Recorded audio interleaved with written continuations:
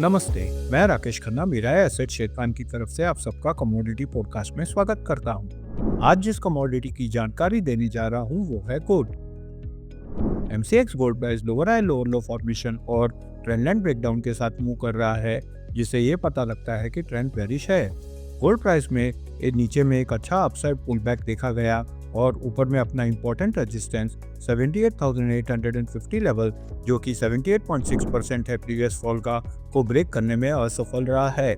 Gold price cell on rise strategy के साथ नीचे में 77,500, जो कि 20 डे एक्सपोनेंशियल मूविंग एवरेज है, और 76,800 लेवल का टारगेट देखा जा सकता है। ऊपर में इंपॉर्टेंट रेजिस्टेंस 78,850 लेवल पर है।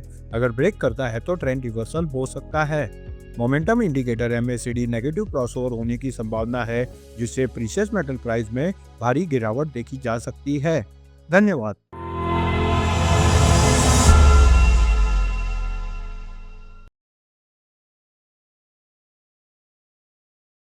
Investment in securities market are subject to market risks.